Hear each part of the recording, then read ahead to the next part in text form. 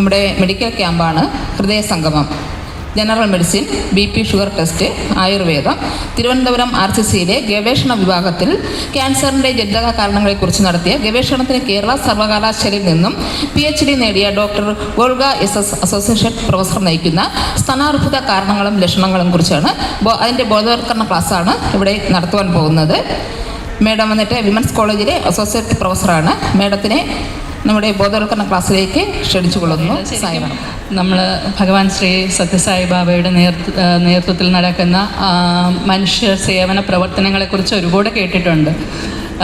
ഹൃദ്രോഗ ചികിത്സ, അത് സർജറി ഉൾപ്പെടെ ഫ്രീ ആയി തികച്ചും സൗജന്യമായി ചെയ്തു കൊടുക്കുകയും അതുപോലെ എന്തെങ്കിലുമൊക്കെ മനുഷ്യർക്ക് ബുദ്ധിമുട്ട് വരുന്ന സമയങ്ങളിലെല്ലാം ഈ ബാബയുടെ പേരിലുള്ള ഇൻ്റർനാഷണൽ ഓർഗനൈസേഷൻ അവിടെ എല്ലാം ഓടിയെത്തുകയും ഒരു വെള്ളപ്പൊക്കം വന്നാലും അതുപോലെ ഒരു ഭൂമികുലുക്കം വന്നാലും എല്ലായിടത്തും എന്തൊക്കെയാണ് മനുഷ്യന് ആവശ്യമുള്ളത് അത് കണ്ടറിഞ്ഞ് സഹായിക്കുന്നത്. പല ഓർഗനൈസേഷൻസും ഈ മെഡിക്കൽ ക്യാമ്പ് നടത്തുന്നത് ഞാൻ കണ്ടിട്ടുണ്ട്. ശരിക്കും വന്ന് പറഞ്ഞാൽ വന്ന് ടെസ്റ്റ് ചെയ്ത് പോകുന്നു, നിങ്ങൾക്ക് ഇന്ന അസുഖം ഉണ്ടെന്ന് പറഞ്ഞ് പോകുന്നതല്ലാതെ പിന്നെ ഒന്നും ചെയ്യാൻ പറ്റാറില്ല പല സംഘടനകൾക്കും. പക്ഷേ ഇവിടെ മരുന്നുകൾ തുടർച്ചയായി നൽകുന്നു ആവശ്യമുള്ളവർക്ക് എന്ന് പറയുമ്പം അതൊരു വലിയ കാര്യമാണ്. അതിനുവേണ്ടി അവരെടുക്കുന്ന എഫർട്ടിനെ എത്രത്തോളം അഭിനന്ദിച്ചാലും മതിയാവില്ല എന്നുള്ളതാണ്. ഇതൊക്കെ കാണുമ്പോൾ ശരിക്കും നമ്മളൊക്കെ എത്ര ചെറിയ മനുഷ്യരാണ്, ഈ വലിയ ആൾക്കാരുടെ കൂട്ടത്തിൽ ഇവിടെയൊക്കെ വന്നു നിന്ന് സംസാരിക്കാനുള്ള അർഹത നമുക്കുണ്ടോ എന്ന് പോലും എനിക്ക് സംശയം തോന്നുന്നുണ്ട്. ഇനി നമ്മുടെ ഇന്നത്തെ ക്ലാസ്സിനെ പറ്റി പറയുകയാണെന്നുണ്ടെങ്കിൽ, ഞാൻ പഠിച്ച് കഴിഞ്ഞ് അവിചാരിതമായിട്ടാണ് ശരിക്കും ഈ ക്യാൻസർ അങ്ങനെ ഒരു അവസരം കിട്ടിയപ്പോൾ 2004 ആണ് RCCയിലേക്ക് ആദ്യമായിട്ട് പോകുന്നത്. 2009 വരെ അവിടെ ഉണ്ടായിരുന്നു. ശരിക്കും ബ്രസ്റ്റ് ക്യാൻസറിന് പാരമ്പര്യമായിട്ട് വരുന്ന ബ്രസ്റ്റ് ക്യാൻസർ ഉണ്ട് ചില ആൾക്കാർക്ക്. എല്ലാ ബ്രസ്റ്റ് ക്യാൻസറും പാരമ്പര്യം എന്ന് വിചാരിക്കരുത്. വരുന്ന ബ്രസ്റ്റ് ക്യാൻസറിൽ ഒരു 10% പേര് പാരമ്പര്യമായിട്ട് ബ്രസ്റ്റ് ക്യാൻസർ വരുന്നവരാണ്. അപ്പോൾ എന്തുകൊണ്ട് അത് വരുന്നു, പാരമ്പര്യമായിട്ട് വരുന്നു? അപ്പോൾ അതിൻ്റെ പാരമ്പര്യ കാരണങ്ങളെക്കുറിച്ചാണ് ഈ 5 വർഷം ഞാൻ ഗവേഷണം നടത്തിയത്. പക്ഷെ അപ്പോൾ അവിടെ വന്ന് കണ്ട കുറേ ആൾക്കാർ നമ്മളിതിൻ്റെ കാരണങ്ങളെക്കുറിച്ചൊക്കെ പഠിക്കുമല്ലോ, മൊത്തത്തിലൊന്നും പഠിക്കും. പിന്നെ എത്രത്തോളം ആൾക്കാർ രക്ഷപ്പെടുന്നുണ്ട് എന്നൊക്കെ കാണും. ശരിക്കും പറഞ്ഞാൽ ബ്രസ്റ്റ് ക്യാൻസർ ബാധിച്ച രോഗികളുമായിട്ട് മാത്രമല്ല, പലതരത്തിലുള്ള ക്യാൻസർ ബാധിച്ച രോഗികളുമായിട്ടും ഇടപഴകാനുള്ള സാഹചര്യം ഉണ്ടായിട്ടുണ്ട്. ഇപ്പം നിങ്ങളുമൊക്കെ നമ്മുടെ സമൂഹത്തിൽ ശരിക്കും ക്യാൻസർ എന്ന് പറയുന്ന രോഗം ഒരുപാട് കൂടി വരുന്നുണ്ട്. നിങ്ങളുമൊക്കെ ആർക്കെങ്കിലുമൊക്കെ ക്യാൻസർ വന്ന കാര്യങ്ങളൊക്കെ കേട്ടിട്ടുണ്ടാവും. പേടിയുണ്ടോ ക്യാൻസറിനെ? രോഗിയാണ്.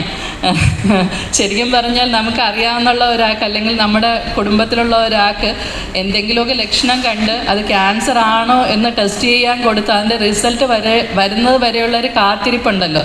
ചിലപ്പോൾ 3-4 ദിവസം. ആ 3-4 ദിവസം നമ്മൾ ചിലപ്പോൾ ആഴ്ചകൾ, അത്രയും നാൾ നമ്മൾ ഉറങ്ങാറില്ല എന്നുള്ളത് സത്യമാണ് അല്ലേ? ആ ടെൻഷൻ എന്താണ്, എങ്ങനെയാണ് എന്നൊക്കെയുള്ളത്. അപ്പോൾ ഈ ഒരു ടെൻഷൻ എന്ന് പറയുന്നത് ഒരു പരിധിവരെ അത് സത്യമാണ്. നമ്മൾ ടെൻഷൻ അടിക്കുക തന്നെ വേണം. ആ ഒരു ഞണ്ടിൻ്റെ സിമ്പലാണ് എപ്പോഴും നമ്മൾ ക്യാൻസറിനെ വേണ്ടി അതിൻ്റെ പ്രതീകമായിട്ട് നമ്മൾ ഉപയോഗിക്കുന്നത്. ഈ ഞണ്ട് ആണ് എപ്പോഴും ഉപയോഗിക്കുന്നത്. ശരിക്കും ഇങ്ങനെ ഇറുക്കി പിടിച്ചാൽ പിടിവിട്ട് പോകാൻ ബുദ്ധിമുട്ടുള്ള ഒരു കാര്യം അത് അങ്ങനെ. ഇനി ഇതിൻ്റെ സ്ഥിതിവിവരക്കണക്കുകൾ നമ്മൾ നോക്കുകയാണെന്നുണ്ടെങ്കിൽ 2020 ലോകത്താകമാനം ക്യാൻസർ ബാധിച്ച് മരിച്ച ആൾക്കാരുടെ എണ്ണമാണ് കൊടുത്തേക്കുന്നത്. അതായത് എത്ര എന്ന് നോക്കിയാൽ മനസ്സിലാകുമായിരിക്കും. 100 ലക്ഷം മരണം. 2022 പുതുതായിട്ട് വന്ന രോഗികളുടെ എണ്ണമാണ് 200 ലക്ഷം. ഇങ്ങനെ പോവുകയാണെന്നുണ്ടെങ്കിൽ 2050 ആകുമ്പോഴത്തേക്ക് 350 പേര്, 2050 മാത്രം 350 ലക്ഷം ആൾക്കാർ പുതുതായിട്ട് രോഗബാധിതരാകും. ഒരു വർഷം രോഗബാധിതരാകുന്നവരുടെ എണ്ണമാണ് ഈ പറയുന്നത്. ഇങ്ങനെ ഈ കണക്കുകൾ കേൾക്കുമ്പോൾ നമുക്ക് പേടിയാണ് ഇല്ലേ? പക്ഷേ അത്രത്തോളം പേടിക്കണോ എന്നുള്ളതാണ് നമ്മുടെ ഇന്നത്തെ ക്ലാസ്. ക്യാൻസർ പേടിക്കേണ്ടതാണോ? ഈ മനുഷ്യനെ എല്ലാവർക്കും അറിയാം അല്ലേ? നമുക്ക് എല്ലാവർക്കും പരിചയമുള്ള ആൾ. നമ്മൾ ഒരുപാട് ചിരിപ്പിച്ച, സ്വയം ചിരിച്ച, ചുറ്റുപാടുമുള്ളവരെല്ലാം എപ്പോഴും സന്തോഷമായിട്ടിരിക്കാൻ വേണ്ടി എന്തൊക്കെ ചെയ്യാൻ പറ്റുമോ അതെല്ലാം ചെയ്തുകൊണ്ടിരുന്ന ഒരു മനുഷ്യൻ അല്ലേ? ഒരു നടൻ എന്നുള്ളതിലുപരി ഒരു സമൂഹത്തിൽ ഇറങ്ങി ജോലി ചെയ്ത ഒരാൾ അല്ലേ? ഇന്നസെൻ്റ്. ഇദ്ദേഹത്തിന് വേറെ ഈ ക്യാൻസറുമായിട്ട് ബന്ധപ്പെട്ട എന്തെങ്കിലും കാര്യങ്ങൾ അറിയാമോ? അറിയാമോ? 2012 ഇദ്ദേഹത്തിന് ആദ്യം ക്യാൻസർ വരുന്നത്. 2012 അസുഖം വന്നു, അതിനെ ചികിത്സിച്ചു. പിന്നെ വീണ്ടും ഒരു വട്ടം അസുഖം വന്നു. അതിനിടയിൽ ക്യാൻസർ വാർഡിലെ ചിരി എന്നൊക്കെ പറഞ്ഞ് പുസ്തകമൊക്കെ എഴുതി. നല്ലതായിട്ട് എഴുത്തുകാരനും ഒക്കെ കൂടിയാണ്. വളരെ സന്തോഷത്തോടു കൂടി മാത്രം, അതായത് ക്യാൻസർ എന്ന് പറയുന്ന ഒരു പ്രശ്നമേ അല്ല എന്നുള്ള രീതിയിൽ ക്യാൻസറിനെ നോക്കിക്കണ്ട ഒരാളാണ്. പക്ഷേ ഇദ്ദേഹം മരിക്കുന്നത് 2023 ഞാൻ ഡേറ്റാണ് നോക്കി, ഡേറ്റ് ഞാൻ മറന്നുപോയതുകൊണ്ട് ഡേറ്റാണ് നോക്കി. 2023 അദ്ദേഹം മരിക്കുന്നത് ക്യാൻസറുമായിട്ട് ബന്ധപ്പെട്ട ഒരു കാര്യവുമല്ല. കോവിഡ് വന്നിട്ട് അതിൻ്റെ സൈഡ് എഫക്റ്റ് കൊണ്ടാണ് മരിക്കുന്നത്. അതായത് ക്യാൻസറിനെ വളരെ വിജയകരമായി നേരിട്ട ഒരാളാണ്. ക്യാൻസർ ബാധിച്ചല്ല മരിച്ചത്. നമ്മുടെ ഫ്രണ്ടിൽ ഒരു ചേച്ചി കൂടെ ഇരിപ്പുണ്ട് ഇല്ലേ? വളരെ ധൈര്യത്തോടെ ഈ അസുഖത്തിനെ നേരിട്ട് അതിൽ നിന്ന് രക്ഷപ്പെട്ടു വന്ന ആൾ. അപ്പം നമുക്ക് രക്ഷപ്പെടാൻ പറ്റും എന്ന് മനസ്സിലായില്ലേ? പക്ഷെ എപ്പോഴും അതങ്ങനെ സംഭവിക്കണമെന്നില്ല. ഈ കുട്ടി അറിയാതിരിക്കും. ശരിക്കും ഞങ്ങളുടെയൊക്കെ പ്രായത്തിൽ ഉള്ള ഒരാളാണ് ജിഷ്ണു രാഘവൻ. അറിയാമായിരിക്കും. കുറച്ച് സിനിമകളിലൊക്കെ നമ്മൾ മലയാള സിനിമകളിലൊക്കെ കണ്ടു. ശരിക്കും നല്ല ബുദ്ധിയുള്ള, നല്ല ബ്രില്യൻ്റ് ആയിട്ടുള്ള ഒരു എൻജിനീയറാണ്. ബാംഗ്ലൂർ വർക്ക് ചെയ്തുകൊണ്ടിരുന്നതാണ്. അതിനിടയിൽ വന്ന് അഭിനയിച്ചു പോകുമെന്ന് അറിയാം. പണ്ടത്തെ നടൻ രാഘവൻ്റെ മോനാണ്. ആ പാരമ്പര്യം രക്തത്തിലുള്ളത് കൊണ്ടായിരിക്കാം സിനിമയിലുമൊക്കെ വന്നു പോയത്. പക്ഷേ ഇദ്ദേഹത്തിന് ക്യാൻസർ ബാധിച്ചു. ആ ക്യാൻസർ ബാധിച്ചതിന് ശേഷവും ക്യാൻസർ ബാധിതർക്ക് വേണ്ടിയിട്ട് കുറച്ച് വീഡിയോ ഒക്കെ പ്രൊമോഷൻ ഞാനിതിൽ നിന്ന് തിരിച്ചു വരും എന്നുള്ള രീതിയിലൊക്കെ കുറേ വീഡിയോ ഒക്കെ അപ്ലോഡ് ചെയ്യുകയൊക്കെ ചെയ്തു. പക്ഷേ നമുക്ക് കിട്ടിയില്ല, ആൾ പോയി. അത് വളരെ ദുഃഖകരമായിട്ടുള്ള കാര്യം. പിന്നെ ഈ 2 സുന്ദരിമാരെ നമുക്കറിയാം, മമത മോഹൻദാസും ഗൗതമിയും. 2 പേരും, മമത മോഹൻദാസ് ശരിക്കും ഇച്ചിരി പ്രശ്നമുള്ള ക്യാൻസർ ആയിരുന്നു അവർക്ക്. അവർ പോയി ട്രീറ്റ്മെൻറ്റൊക്കെ എടുത്ത് പല പ്രാവശ്യം വീണ്ടും 2-3 പ്രാവശ്യം വീണ്ടും വന്നു. വരുമ്പോഴെല്ലാം ചെന്ന് ട്രീറ്റ്മെൻ്റ് എടുത്ത് ആ ട്രീറ്റ്മെൻറ്റിനിടയിൽ തന്നെ പല സിനിമകളിലും അഭിനയിച്ച് അങ്ങനെ വളരെ ധൈര്യത്തോടെ ഈ അസുഖത്തിനെ നോക്കിക്കണ്ട ഒരു സ്ത്രീയാണ്. ഗൗതമി 35-ാമത്തെ വയസ്സിലാണ് അവർക്ക് ബ്രസ്റ്റ് ക്യാൻസർ വരുന്നത്. പക്ഷേ ഇപ്പോഴും നമുക്കറിയാം ഒരു സുന്ദരിയായിട്ട് നമ്മുടെ കൂടെ തന്നെ ഉണ്ട് എന്നുള്ളത്. ഈ കൊച്ച് നമുക്കാർക്കും പരിചയമില്ല. ഇതൊരു കൊറിയക്കാരിയാണ്. ഇവർക്ക് വന്നത് മമത മോഹൻദാസിന് വന്ന അതേ ക്യാൻസറാണ്. പക്ഷേ പറ്റിയ പ്രശ്നം എന്തോന്നാണെന്ന് ചോദിച്ചു കഴിഞ്ഞാൽ ട്രീറ്റ്മെൻ്റ് ഒന്നും എടുത്തില്ല. പോയി മറ്റേ അക്യുപങ്ക്ചർ പോലത്തെ ട്രീറ്റ്മെൻറ്റാണ് എടുത്തത്. അപ്പോൾ ഒരു 23 വയസ്സിൽ ആൾ പോയി. ഈ സ്ത്രീ ശരിക്കും ഇവരൊരു ഹോളിവുഡ് നടിയാണ്. ഇവർക്ക് ക്യാൻസർ വന്നില്ല, പക്ഷേ വരാൻ സാധ്യതയുണ്ടെന്ന് കണ്ടുകൊണ്ട് ബ്രസ്റ്റ് റിമൂവ് ചെയ്ത ആളാണ്. കഥ കേൾക്കണോ? ആ കഥ കേൾക്കണം. ശരിക്കും ഇവർ അമേരിക്കയിലാണ് ഇവരുടെ സ്ഥലം എന്ന് പറയുന്നത്. അപ്പം ഇവരുടെ അമ്മയ്ക്ക് ക്യാൻസർ വന്നു. അപ്പം അറിയാമല്ലോ, അവിടെയൊക്കെ എന്ന് പറഞ്ഞാൽ ചികിത്സാ സംവിധാനങ്ങൾ നമ്മളെക്കാളും ഒരുപടി മുന്നിലാണ്. അപ്പം അവർക്ക് അവരുടെ ജീൻ, അതായത് പാരമ്പര്യ ഘടകങ്ങൾ ടെസ്റ്റ് ചെയ്ത് നോക്കിയപ്പം ഒരു പ്രത്യേക തരത്തിലുള്ള ജനിതക വ്യതിയാനം അവർക്ക് കണ്ടുപിടിച്ചു, ഒരു മ്യൂട്ടേഷൻ എന്ന് പറയുന്ന സംഭവം. അപ്പോൾ അത് കണ്ടുപിടിച്ച് കഴിഞ്ഞപ്പോഴത്തേക്ക് അത് പാരമ്പര്യമായിട്ട് ഇങ്ങനെ അടുത്ത തലമുറയിലേക്ക് പോകുന്ന ഒരു സംഭവമാണ്. അപ്പം ഇവരും മക്കളുമൊക്കെ ടെസ്റ്റ് ചെയ്തപ്പോൾ ഇവർക്കും ആ ക്യാൻസർ, ബ്രസ്റ്റ് ക്യാൻസർ വരാനുള്ള സാധ്യത വളരെ അധികമാണ്. ആ ഒരു പ്രത്യേക തരത്തിലുള്ള ജനിതക വ്യതിയാനം ഉണ്ട് എന്നുണ്ടെങ്കിൽ. അപ്പം നമ്മൾ നേരത്തെ ഗൗതമിയുടെയൊക്കെ കാര്യം പറഞ്ഞപ്പോൾ മനസ്സിലായി കാണാം, ബ്രസ്റ്റ് ക്യാൻസർ വന്നാൽ ആരും മരിക്കില്ല. നമ്മൾ ബ്രസ്റ്റിൽ വരുന്ന പ്രശ്നങ്ങൾ കൊണ്ട് നമ്മൾ ആരും മരിക്കില്ല. പക്ഷേ എന്താ പ്രശ്നമെന്ന് ചോദിച്ചു കഴിഞ്ഞാൽ, ഈ ക്യാൻസറിന് ഒരു പ്രത്യേകത ഉള്ളത് എന്താണെന്ന് വെച്ചാൽ, നമ്മുടെ ശരീരത്തിൽ എവിടെയെങ്കിലും ഒരിടത്ത് കയറാൻ പറ്റിയാൽ അത് അവിടെ നിന്ന് നമ്മുടെ ശരീരത്തിൽ വേറെ എവിടെ വേണമെങ്കിലും പോവാം. ബ്രസ്റ്റ് ക്യാൻസർ വരുന്ന ആൾക്കാർ പലപ്പോഴും മരിക്കുന്നത് ഒന്നുകിൽ ലങ് ക്യാൻസർ വന്നിട്ടോ, അല്ലെങ്കിൽ ബ്രെയിൻ ക്യാൻസർ വന്നിട്ടോ, അല്ലെങ്കിൽ എല്ലിൽ ബോൺ ക്യാൻസർ വന്നിട്ടോ ഒക്കെയാണ് സാധാരണ ബ്രസ്റ്റ് ക്യാൻസർ വരുന്ന ആൾക്കാർ മരിക്കുന്നത്. അപ്പോൾ ഇവർക്ക് വരാൻ സാധ്യത ബ്രസ്റ്റ് ക്യാൻസറാണ്. ബ്രസ്റ്റ് ഇല്ലെങ്കിൽ ക്യാൻസർ വരില്ലല്ലോ. അപ്പോൾ ബ്രസ്റ്റിനെ അങ്ങ് മാറ്റിക്കഴിഞ്ഞാൽ ബ്രസ്റ്റിൽ ക്യാൻസർ വന്നില്ലെങ്കിൽ പിന്നെ ബാക്കിയുള്ളിടത്ത് ക്യാൻസർ വരാനുള്ള സാധ്യതയില്ല. അതുകൊണ്ട് 30 വയസ്സുകളിൽ തന്നെ 30-40 അടി, കൃത്യമായ പ്രായം എനിക്ക് ഓർമ്മയില്ല, ആ പ്രായത്തിൽ തന്നെ അവരവരുടെ ബ്രസ്റ്റ് റിമൂവ് ചെയ്തിട്ട്, നമുക്കറിയാം ഈ നടികളെന്നൊക്കെ പറയുന്നത്, ഹോളിവുഡ് നടികളെന്നൊക്കെ പറയുന്നത് അവർ ഏത് രീതിയിലാണ് അഭിനയിക്കുന്നതെന്നും ബ്രസ്റ്റൊക്കെ അതിൻ്റെയൊക്കെ ഭംഗിയൊക്കെ അവർക്ക് എന്തുമാത്രം പ്രാധാന്യമുള്ളതാണെന്നൊക്കെ നമുക്കറിയാം. അപ്പോൾ അവർ അതിനൊപ്പം തന്നെ ഈ ബ്രസ്റ്റിനെ പൂർണ്ണ പഴയ രൂപത്തിൽ ആക്കുന്ന സർജറി, പ്ലാസ്റ്റിക് സർജറി കൂടെ അതിനൊപ്പം ചെയ്തു. യഥാർത്ഥത്തിലുള്ള അകത്തുള്ള ബ്രസ്റ്റിനെ മാറ്റിയിട്ട് ആ സ്കിന്നിനടിയിലേക്ക് വേറെ ഒരു പുറകെ നിന്നുള്ളൊരു മസിലൊക്കെ എടുത്ത് വെച്ച് അത് അവർക്ക് പഴയ രൂപത്തിൽ തന്നെ ഡോക്ടർമാരാക്കി കൊടുത്തു. അങ്ങനെ ഒരു സർജറി ചെയ്ത് അവരിപ്പോഴും ജീവിക്കുന്നുണ്ട്. 45 വയസ്സൊക്കെ കഴിഞ്ഞു.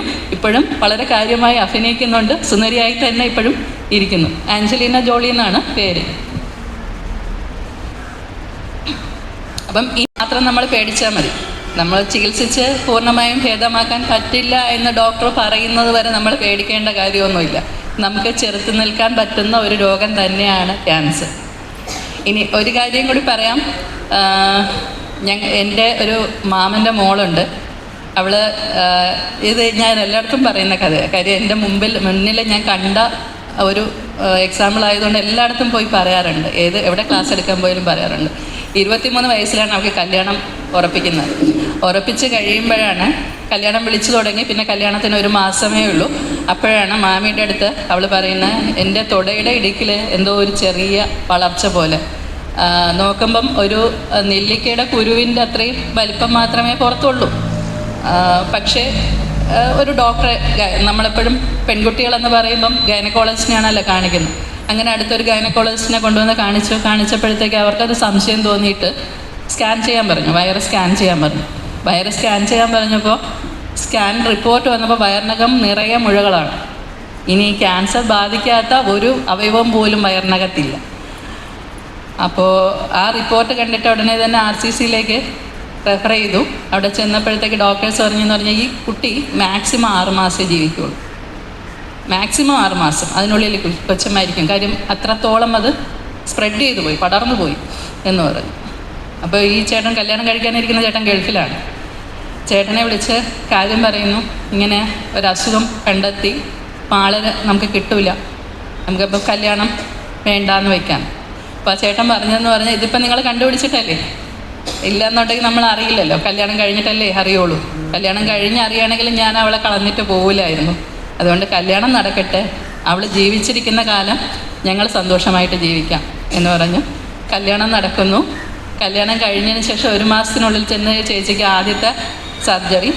അങ്ങനെ തുടർച്ചയായി 3ഓ 4ഓ സർജറികൾ. അതിനിടയിൽ ഈ അണ്ടാശയത്തിലും ഒക്കെ ഈ രോഗം ബാധിച്ചതുകൊണ്ട് അന്ന് ഡോക്ടർമാർ പറഞ്ഞു പ്രഗ്നൻ്റ് ആവരുത്, കാര്യം കുഞ്ഞുണ്ടാവുകയാണെങ്കിൽ കുഞ്ഞ് എന്തെങ്കിലുമൊക്കെ പ്രശ്നങ്ങളുള്ളതാവാൻ സാധ്യതയുണ്ട്. പക്ഷെ ചേച്ചി പ്രഗ്നൻ്റായി, ഒരു മോനെ പ്രസവിച്ചു. അത് കഴിഞ്ഞ് ഒരു 3 മാസം കഴിഞ്ഞപ്പോഴത്തേക്ക് കീമോതെറാപ്പിയൊക്കെ സ്റ്റാർട്ട് ചെയ്തു. ഇപ്പോൾ ചേച്ചിക്ക് 50 വയസ്സുണ്ട്, ഇപ്പോഴും ജീവിച്ചിരിപ്പുണ്ട്. ആ 6 മാസത്തിനുള്ളിൽ മരിക്കും എന്ന് പറഞ്ഞ ആൾ മോന് MTech ചെയ്തുകൊണ്ടിരിക്കുന്നു. ആ ഒരു മോനുണ്ട്. സ്വന്തമായി ഇപ്പോൾ ദൂരെ നിന്നും പോയി ജോലി ചെയ്യാനുള്ള ഇതല്ലാത്തതുകൊണ്ട്, അത്രയുള്ള ആരോഗ്യമില്ല, കാലിലൊക്കെ നീരുണ്ട്. ഇത്രയും സർജറി കഴിഞ്ഞതുകൊണ്ട് 2 കാലിലും നീരുണ്ട്. അപ്പം ഇതൊന്നും നമ്മുടെ കയ്യിലല്ല എന്നുള്ളതാണ്. അപ്പോൾ എന്താണ് ഇതിൻ്റെ പുറകിലുള്ള രഹസ്യം എന്ന് ചോദിച്ചു കഴിഞ്ഞാൽ, നമ്മുടെ ആത്മവിശ്വാസം, നമുക്ക് ചുറ്റുമുള്ള ആൾക്കാർ നമുക്ക് തരുന്ന സന്തോഷം. എപ്പോഴും ഞാൻ കുട്ടികളുടെ അടുത്തും പറയുന്ന കാര്യമാണ്, നമ്മൾ എത്രത്തോളം സന്തോഷമായിട്ടിരിക്കുമോ നമുക്ക് അപ്പോഴത്തേക്കും ഹാപ്പി ഹോർമോൺസ് എന്നൊക്കെ പറയുമ്പോൾ ചെറിയ കുഞ്ഞു പിള്ളേരൊക്കെ ആണെങ്കിൽ വീഡിയോ ഒക്കെ കാണുന്നതുകൊണ്ട് അവർക്ക് അറിയായിരിക്കും, നമ്മൾ സന്തോഷം വരുമ്പോൾ നമ്മുടെ ശരീരത്തിൽ കുറേ നല്ല ഹോർമോണുകളുണ്ടാവും. ആ നല്ല ഹോർമോണുകൾ ഉണ്ടെങ്കിൽ നമ്മുടെ പ്രതിരോധ ശേഷിയുണ്ടല്ലോ അത് കൂടും. പ്രതിരോധ ശേഷി കൂടുതലാണെന്നുണ്ടെങ്കിൽ നമുക്ക് പ്രത്യേകിച്ച് അസുഖങ്ങളൊന്നും പുതുതായിട്ട് വരാനുള്ള സാധ്യത കുറയും, ഉള്ള അസുഖങ്ങൾ മാറാനുള്ള സാധ്യതയും കൂടും. അതുതന്നെയാണ് ചേച്ചിയുടെ കാര്യത്തിൽ സംഭവിച്ചത്. അതേസമയം നമുക്ക് ടെൻഷൻ കൂടുകയാണെന്നുണ്ടെങ്കിൽ ആദ്യം നമ്മുടെ ശരീരം ചെയ്യണതെന്ന് പറഞ്ഞാൽ പ്രതിരോധ സംവിധാനത്തിന് എനർജി കൊടുക്കുന്നത് നിർത്തുക എന്നുള്ളതാണ്. പ്രതിരോധ സംവിധാനത്തിന് എനർജി കൊടുക്കുന്ന നിർത്തും, നമ്മുടെ പ്രത്യുൽപാദനത്തിനുള്ള എനർജി കൊടുക്കുന്നത് നിർത്തും. അതായത് ഇപ്പോൾ എന്തുകൊണ്ട് പ്രത്യുൽപാദനത്തിനുള്ള അല്ലെങ്കിൽ ഇൻഫെർട്ടിലിറ്റി കേസുകൾ കൂടുന്നു എന്ന് ചോദിച്ചു കഴിഞ്ഞാൽ, നമ്മുടെ ചെറുപ്പക്കാരുടെ ഇടയിൽ ടെൻഷൻ കൂടും അല്ലേ? ടെൻഷൻ കൂടുതലാണ്. നിങ്ങൾ മക്കൾ ചെറുമക്കൾ എല്ലാവരും അറിയായിരിക്കും, 10-20 വയസ്സുള്ള പിള്ളേർക്കെല്ലാം ഭയങ്കര ടെൻഷനാണ്. ആ ടെൻഷൻ എന്ന് പറയുന്നത് എത്രത്തോളം ടെൻഷൻ കൂടുന്നു അത്രത്തോളം സ്ട്രെസ് ഹോർമോൺ എന്ന് പറയും. സ്ട്രെസ് ഹോർമോണുകളുടെ അളവ് കൂടും ശരീരത്തിൽ. ആ ഹോർമോണുകളുടെ അളവ് കൂടിക്കഴിഞ്ഞാൽ നമ്മുടെ പ്രതിരോധ ശേഷി കുറയും, നമുക്ക് പ്രത്യുൽപാദന ശേഷി കുറയും. ഇങ്ങനെയൊക്കെ കാര്യങ്ങളൊക്കെയാണ് സംഭവിക്കുന്നത്. അപ്പം നമ്മൾ ഇനി എന്തൊക്കെ പ്രശ്നം വന്നാലും നമ്മളതിനെ സന്തോഷത്തോടെ നേരിടും എന്ന് തീരുമാനിച്ചാൽ നമുക്ക് നേരിടാൻ പറ്റും. ഇല്ലേ ചേച്ചി? സത്യമല്ലേ? ഇതൊന്നും ഒരു പ്രശ്നമല്ല എന്ന് വിചാരിച്ചാൽ മതി. പിന്നെ എവിടെ ഇങ്ങനെ ഒരു ക്ലാസ് എടുക്കാൻ എനിക്ക് അവസരം കിട്ടിയാൽ സാധാരണ ഞാൻ ഓടി പോകാറുണ്ട്. അതിൻ്റെ കാരണം എന്താണെന്ന് ചോദിച്ചു കഴിഞ്ഞാൽ ഈ പറഞ്ഞ കണക്കുകളൊക്കെ ഒരു കാരണമാണ്. ഒരു കാരണം കൂടിയുണ്ട്, ഒരു കഥ കൂടിയുണ്ട്. അതായത് ഞങ്ങൾക്ക് അറിയാമെന്നുള്ള ഒരു ചേച്ചി, അവരുടെ മോളെ ഞങ്ങളുടെ ഒരു ഫ്രണ്ടാണ് കല്യാണം കഴിച്ചുകൊണ്ട് വന്നത്. അപ്പോൾ ഇവർക്ക് ശരിക്കും പറഞ്ഞാൽ ബ്രസ്റ്റ് ക്യാൻസർ ഉണ്ടായിരുന്നു. ഒരു മുഴ, നെഞ്ചിലൊരു മുഴ ഉണ്ടായിരുന്നു. അപ്പോൾ അവർ വിചാരിച്ചിരുന്നു മോൾക്ക് കല്യാണാലോചനകൾ നടക്കുകയാണ്. ഇനി എനിക്ക് നെഞ്ചിൽ മുഴയുണ്ട്, ഇതിന് ക്യാൻസർ എങ്ങാനും ആണെങ്കിൽ ഇവളുടെ കല്യാണം മുടങ്ങിപ്പോയാലോ? അമ്മയ്ക്ക് ബ്രസ്റ്റ് ക്യാൻസർ എന്ന് പറയുമ്പോൾ മോളുടെ കല്യാണം മുടങ്ങിപ്പോകാൻ സാധ്യതയുള്ളല്ലോ, നമ്മുടെ സമൂഹമല്ലേ. അതുകൊണ്ട് ഇവർ പറഞ്ഞില്ല, പുറത്ത് പറഞ്ഞില്ല. കൊച്ചിൻ്റെ കല്യാണം കഴിഞ്ഞു ഒരു 2-3 മാസത്തിനുള്ളിൽ ഇത് ഗർഭിണിയായി. അപ്പം പിന്നെ ഇവർ വിചാരിച്ചെന്ന് പറഞ്ഞാൽ ഇതിപ്പോൾ പുറത്ത് പറഞ്ഞു കഴിഞ്ഞാൽ ഈ കൊച്ചിനെ ആരും നോക്കും? ഇതിൻ്റെ പ്രസവവും കാര്യങ്ങളൊക്കെ ആരന്വേഷിക്കും? അപ്പോഴും പറഞ്ഞില്ല. ഇതെല്ലാം കഴിഞ്ഞ് കൊച്ചിനെ പ്രസവിച്ച് കഴിഞ്ഞ് ഈ കൊച്ചിനെ കുളിപ്പിച്ചുകൊണ്ടിരിക്കുന്ന സമയത്താണ് അവിചാരിതമായിട്ട് ഇവരുടെ ചേച്ചി ഇത് കാണുന്നതെന്ന് പറഞ്ഞാൽ മുഴയല്ല പുറത്ത് കണ്ടത്, അത് പഴുത്ത് പൊട്ടി അതിൽ നിന്നും പുറത്തേക്ക് രക്തവും പഴുപ്പും വന്നുകൊണ്ടിരുന്നു. ഇവരത് പുറത്ത് കാണാതിരിക്കാൻ വേണ്ടി നമ്മൾ സാധാരണ പീരീഡ്സിൻ്റെ സമയത്ത് ഉപയോഗിക്കുന്ന പാഡ് അകത്ത് വയ്ക്കുമായിരുന്നു. അതിൽ നിന്നും പുറത്തേക്ക് ഒഴുകി വന്നപ്പോഴാണ് ചേച്ചി കാണുന്നത്. അത്രയും മോശമായിട്ടുള്ളൊരവസ്ഥയിൽ. അപ്പോൾ കൊണ്ടുപോയി ആശുപത്രി കാണിച്ചപ്പോഴത്തേക്ക് ബ്രെയിനിലേക്ക് പോയി കഴിഞ്ഞു. തലച്ചോറിനെ ബാധിച്ചു കഴിഞ്ഞു അസുഖം. കിട്ടിയില്ല ആളിനെ, 2 മാസത്തിനുള്ളിൽ ആൾ പോയി. പക്ഷെ ആദ്യം കണ്ടപ്പോൾ അപ്പോഴാ മുഴ മാത്രമായിട്ട് മാറ്റിയാൽ മതിയായിരുന്നു. എന്നാൽ ബ്രസ്റ്റ് മൊത്തത്തിൽ മാറ്റിയാലും പ്രശ്നമില്ല, അവർ സുഖമായിട്ട് ഇപ്പോഴും ജീവിച്ചിരുന്നേനെ.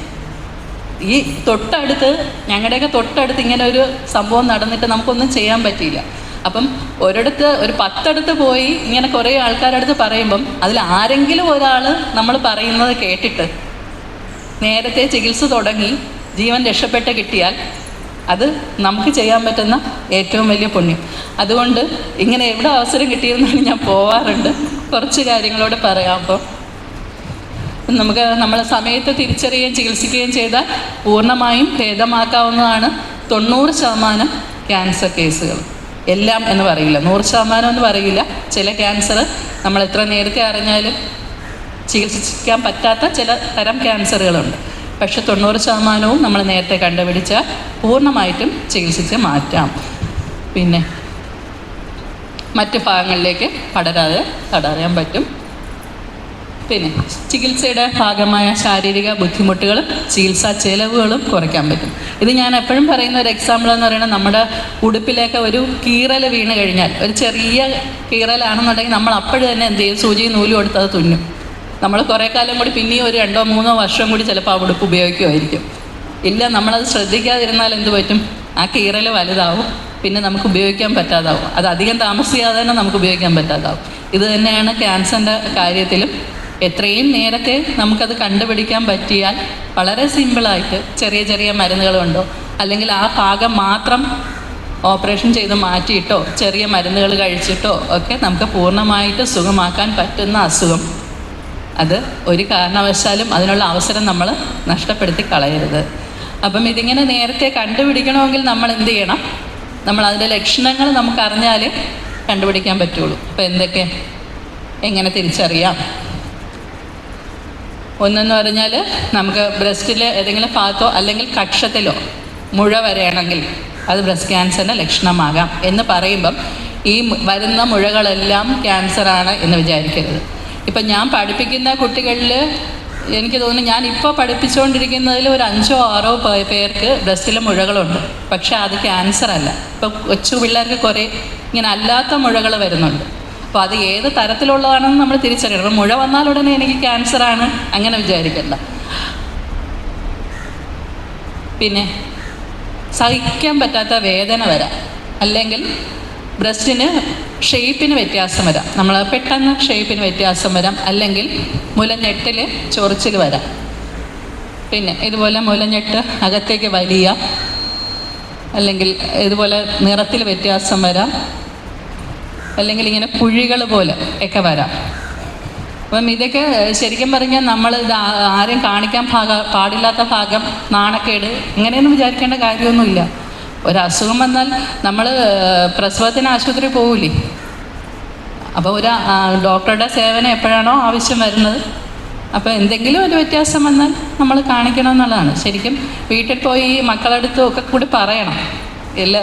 ശരിക്കും വീട്ടിലുള്ള എല്ലാവരും കൂടെ വേണ്ടതായിരുന്നു. ആർക്കൊക്കെ ഇപ്പം വീട്ടിലുള്ള പുരുഷന്മാരും അറിഞ്ഞിരിക്കണം. കാര്യമെന്ന് പറഞ്ഞാൽ ഞാൻ നേരത്തെ പറഞ്ഞില്ലേ, പെണ്ണുങ്ങളുടെ സ്ട്രെസ്സ് ഏറ്റവും കുറഞ്ഞിരുന്നാൽ അവർക്ക് അസുഖം വരുന്നത് കുറഞ്ഞിരിക്കും. എപ്പോഴും കാണുന്നതാണ്. പ്രത്യേകിച്ചും അമ്മമാർ വീട്ടിൽ 4 മണിക്കൊക്കെ എണീറ്റ് ജോലി തുടങ്ങിക്കഴിഞ്ഞാൽ രാത്രി 10 മണി 11 മണി വരെ അവർക്ക് പണികളുണ്ടാവും വീട്ടിൽ. അത് ഒരു 15 വയസ്സിലോ 14 വയസ്സിലോ തുടങ്ങുന്നത് അവരുടെ മരണം വരെ അതങ്ങനെ തന്നെയാണ്. ഈ കണ്ടിന്യൂസ് ആയിട്ടുള്ള ടെൻഷൻ, സ്ട്രെസ്സ്, അതാണ് പലപ്പോഴും സ്ത്രീകളെ രോഗികളാക്കുന്നത്. വീട്ടിലുള്ള ബാക്കിയുള്ളവർ കൂടെ ഒന്ന് സഹായിക്കുകയാണെന്നുണ്ടെങ്കിൽ ടെൻഷനൊക്കെ കുറയ്ക്കാൻ പറ്റും എന്നുള്ളതാണ്. പിന്നെ ഇതുപോലെ ശരിക്കും പ്രസവം കഴിയുമ്പോൾ നമുക്ക് പാല് വരും ബ്രസ്റ്റിൽ നിന്ന്. അതല്ലാത്ത സമയത്ത് പാല് പോലെയുള്ള എന്തെങ്കിലും ദ്രാവകം വരികയോ, അല്ലെങ്കിൽ കളറില്ലാത്ത ദ്രാവകം വരികയോ, അല്ലെങ്കിൽ രക്തം പോലെയൊക്കെ വരികയോ ഒക്കെ ചെയ്യുകയാണെങ്കിലും ഒക്കെ ശ്രദ്ധിക്കണം. പിന്നെ ഇതും നമ്മൾ എങ്ങനെയാണ് ബ്രസ്റ്റ് നോക്കേണ്ടത് എന്നാണ്. നമ്മൾ സ്വയം എപ്പോഴും ഒരു മാസത്തിലൊരിക്കൽ ഇതിങ്ങനെ നോക്കണം. അതായത് കണ്ണാടിയുടെ ഫ്രണ്ടിൽ നിന്നിട്ട് 2 സൈഡും ബ്രസ്റ്റ് ഒരുപോലെ തന്നെയാണോ, ഷേപ്പിൽ എന്തെങ്കിലും വ്യത്യാസം വന്നിട്ടുണ്ടോ, പിന്നെ ആ ബ്രസ്റ്റിനെ ഒന്ന് തടവി നോക്കണം. അത് വീഡിയോസൊക്കെ അവൈലബിൾ ആണ് യൂട്യൂബിലൊക്കെ, കണ്ടു വേണമെങ്കിൽ നോക്കാം. അത് ചെയ്യേണ്ട സമയം എന്ന് പറയുന്ന പീരീഡ്സ് കഴിഞ്ഞ് തൊട്ടടുത്ത ആഴ്ചയാണ് ചെയ്യാൻ പറ്റിയ സമയം. ആ സമയത്താണ് നമുക്കിത് കൃത്യമായിട്ട് അറിയാൻ പറ്റുന്നത്. മൊത്തത്തിൽ നമ്മൾ സ്വയം പരിശോധിച്ച് നോക്കുക മാസത്തിലൊരിക്കൽ. പിന്നെ വർഷത്തിലൊരിക്കലെങ്കിലും മാമോഗ്രാം, പുറമേ അറിയാൻ പറ്റാതിരിക്കുന്ന തരത്തിലുള്ള ചെറിയ മുഴകളൊക്കെ മാമോഗ്രാമിലൂടെ തിരിച്ചറിയാൻ പറ്റും. അപ്പം അത് ഇത്രയും ലക്ഷണങ്ങൾ ഞാൻ പറഞ്ഞു. കാരണം കൂടെ പറയാം എന്ന് വിചാരിക്കുന്നു. കാരണങ്ങൾ നമ്മൾ നേരത്തെ പറഞ്ഞ വളരെ ചെറിയൊരു വിഭാഗത്തിന് പാരമ്പര്യമായിട്ട് വരും. അല്ലാതെ ഇതൊരു ജീവിതശൈലി രോഗമായിട്ടാണ് പൊതുവിൽ പരിഗണിക്കപ്പെടുന്നത്. അതായത് നമ്മുടെ ശരീരത്തിൽ കൊഴുപ്പിൻ്റെ അളവ് കൂടുക, പിന്നെ പാല് കൊടുക്കാതിരിക്കുക, പ്രസവിക്കാതിരിക്കുക, അല്ലെങ്കിൽ പ്രസവിച്ച് കഴിഞ്ഞാൽ പാല് കൊടുക്കാതിരിക്കുക, ഇങ്ങനെയൊക്കെ ചെയ്യുന്നതെല്ലാം, അല്ലെങ്കിൽ ആദ്യത്തെ പ്രസവത്തിനുള്ള പ്രായം കൂടുതലായിട്ടാണെങ്കിൽ 35 വയസ്സൊക്കെ കഴിഞ്ഞിട്ടാണ് ആദ്യ പ്രസവമെങ്കിൽ, ഇങ്ങനെയൊക്കെയുള്ള കാരണങ്ങളാണ് ഇതിന് പ്രധാനമായിട്ടുള്ള കാരണങ്ങളായിട്ട് പറയുന്നത്. പിന്നെ എക്സർസൈസ് ചെയ്യാതിരിക്കുക, കൂടുതൽ കാറ്റടങ്ങിയ ഭക്ഷണം കഴിക്കുക, ഇതൊക്കെയാണ് ഈ ബ്രസ്റ്റ് ക്യാൻസർ വരാനുള്ള കാരണങ്ങളായിട്ട് പറയുന്നത്. അപ്പോൾ ഇതിൽ നമുക്ക് ചെയ്യാൻ പറ്റുന്നതെന്ന് പറഞ്ഞാൽ നമ്മുടെ ഭക്ഷണം ഒന്ന് ശ്രദ്ധിക്കുക, കൂടുതൽ ഫ്രൂട്ട്സും പച്ചക്കറികളൊക്കെ കഴിക്കുക. ഏറ്റവും പ്രധാനം ടെൻഷൻ കുറഞ്ഞിരിക്കുക. നമുക്ക് എത്രത്തോളം കുറയ്ക്കാൻ പറ്റുമെന്ന് എനിക്കറിയാൻ വയ്യ. ഞാൻ ഈ പറയുന്ന എനിക്ക് തന്നെ, ഞാൻ ടെൻഷൻ്റെ ആളാണ്. എൻ്റെ കെട്ടിയവനാണ് ഇരിക്കുന്നത്. എൻ്റെ കംപ്ലീറ്റ് ടെൻഷൻ കൊണ്ടാണ് ഇത്രയും ഉണ്ടാക്കി വെച്ചേക്കണേന്ന് പറയാം അദ്ദേഹത്തിൻ്റെ അടുത്ത് ചോദിച്ചു കഴിഞ്ഞാൽ. എന്ന് പറഞ്ഞാൽ ഫുൾ ടൈം ടെൻഷനാണ്. ടെൻഷൻ കുറയ്ക്കുക എന്ന് ഞാൻ എൻ്റെ പിള്ളേരുടെ അടുത്തും പറയും, ഇതുപോലെ പോകുന്ന സ്ഥലങ്ങളിലെല്ലാം പറയും. നമ്മളതിന് മാക്സിമം ശ്രമിക്കുക എന്നേ എനിക്ക് പറയാൻ പറ്റുള്ളൂ. സ്വന്തമായിട്ട് നമ്മുടെ കാര്യം നോക്കാനും കൂടി കുറച്ച് സമയം എങ്ങനെയെങ്കിലും കണ്ടെത്തണം. വെറുതെ കണ്ണടച്ചിരിക്കാനോ, അല്ലെങ്കിൽ ഒരു കപ്പ് ചായ ആസ്വദിച്ച് കുടിക്കാനോ, അല്ലെങ്കിൽ ഒരു പാട്ട് കേൾക്കാനോ ഒക്കെ എപ്പോഴെങ്കിലും സമയം കണ്ടെത്തി കഴിഞ്ഞാൽ, അല്ലേ, പലപ്പോഴും നമുക്ക് കുളിക്കാൻ പോലും സമയം കിട്ടാറില്ല എന്നുള്ളതാണ് സത്യമല്ലേ. അപ്പോൾ ഇതൊക്കെയാണ് കാര്യം ഏറ്റിരുന്നത്. പക്ഷെ നമ്മുടെ കാര്യം മാത്രം പറഞ്ഞാൽ പോരല്ലോ, നമ്മുടെ വീട്ടിലുള്ള ആൾക്കാരുടെ കാര്യം കൂടി പറയണമല്ലോ. അപ്പം സ്ത്രീകളുടെ കാര്യത്തിൽ ഏറ്റവും കൂടുതൽ സാധാരണയായിട്ട് വരുന്ന ബ്രസ്റ്റ് ക്യാൻസറാണ് ഏറ്റവും കൂടുതൽ വരുന്നത്. കുറച്ച് നാൾ മുമ്പ് അത് ഗർഭാശയക്കുള്ള ക്യാൻസറായിരുന്നു. അത് പണ്ട് നമ്മൾ തുണിയൊക്കെ അല്ലേ ഉപയോഗിച്ചുകൊണ്ടിരുന്ന പീരീഡ്സിൻ്റെ സമയത്ത്. ഇപ്പം നമ്മൾ കുറച്ചുകൂടിയൊക്കെ വൃത്തിയൊക്കെ ആയതിനു ശേഷം ആ സംഭവം കുറഞ്ഞു. ഇപ്പോൾ കൂടുതൽ ബ്രസ്റ്റ് ക്യാൻസറാണ്. പക്ഷേ ആണുങ്ങളുടെ കേസിൽ ഏറ്റവും കൂടുതൽ വരുന്നത് ഇതാണ്, ശ്വാസകോശാർബുദം. അപ്പം ഇതിൻ്റെ ലക്ഷണങ്ങൾ നമ്മൾ നോക്കുകയാണെന്നുണ്ടെങ്കിൽ ശ്വാസതടസ്സം വരാം, പിന്നെ തുടർച്ചയായിട്ടുള്ള ചുമ, നമ്മൾ എന്തൊക്കെ മരുന്ന് കഴിച്ചിരുന്നാലും മാറാതെയുള്ള ചുമ, ചിലർക്ക് നെഞ്ചുവേദനയായിട്ട് വരാം, പിന്നെ ഇങ്ങനെ കഫത്തിൽ രക്തം വരാം, ഭക്ഷണം കഴിക്കാൻ ബുദ്ധിമുട്ട്, ഇങ്ങനെയൊക്കെയുള്ള ലക്ഷണങ്ങളാണ് സാധാരണ വരുന്നത്. അപ്പം ഇതൊക്കെ ശ്വാസകോശാർബുദത്തിൻ്റെ ലക്ഷണങ്ങളാകാം എന്നാണ് പറയുന്നത്. ഈ ഒരു ലക്ഷണവും ലങ് ക്യാൻസർ എന്ന് ഉറപ്പിക്കാനുള്ളതല്ല. അതിനൊക്കെ ബാക്കി എല്ലാ ടെസ്റ്റുകളും ചെയ്താലും നമുക്കതൊക്കെ ഉറപ്പിക്കാൻ പറ്റുള്ളൂ. നമ്മൾ നേരത്തെ ബ്രസ്റ്റ് ക്യാൻസറിൻ്റെ കാര്യം പറഞ്ഞ ലക്ഷണങ്ങളുമൊക്കെ ഈ പറഞ്ഞതുപോലെ ബാക്കി ടെസ്റ്റുകൾ ചെയ്താൽ നമുക്കത് ബ്രസ്റ്റ് ക്യാൻസർ ആണെന്ന് ഉറപ്പിക്കാൻ പറ്റുള്ളൂ. ഒരു ലക്ഷണം കണ്ടെന്ന് വിചാരിച്ചതൊന്നും അതാണെന്ന് ഉറപ്പിക്കരുത് എന്ന് ആദ്യം പറയും. ഇതൊക്കെ ചിലപ്പോൾ വേറെ ഏതെങ്കിലും അസുഖത്തിൻ്റെ ലക്ഷണങ്ങളാവാം. എന്തെങ്കിലും ഇതുപോലുള്ള ലക്ഷണങ്ങൾ കണ്ടാൽ നമ്മൾ അടുത്തുള്ള ഡോക്ടറെ പോയി കാണുക, ബാക്കി അവർ പറയുന്നത് അനുസരിച്ചിട്ട്. ഇനി കുഞ്ഞു പിള്ളേരിൽ ഏറ്റവും കൂടുതൽ വരുന്നത് ബ്ലഡ് ക്യാൻസറാണ്. ലങ് ക്യാൻസറിൻ്റെ കേസിൽ നമ്മളെ ബ്രസ്റ്റ് ക്യാൻസർ പോലെ അത്രയും സിമ്പിളല്ല കാര്യങ്ങൾ. നമുക്ക് ബ്രസ്റ്റ് ക്യാൻസർ വന്നു കഴിഞ്ഞാൽ ബ്രസ്റ്റ് റിമൂവ് ചെയ്തങ്ങ് കളഞ്ഞു കഴിഞ്ഞാൽ നമ്മൾ രക്ഷപ്പെട്ടു. പക്ഷേ ലങ് ക്യാൻസർ അങ്ങനെ അത്ര പെട്ടെന്ന് സുഖമാക്കാൻ പറ്റുന്ന ഒരു അസുഖമല്ല. പ്രത്യേകിച്ചും അത് ഇച്ചിരി കൂടിപ്പോയാൽ പിന്നെ നോക്കണ്ട എന്നുള്ളതാണ്.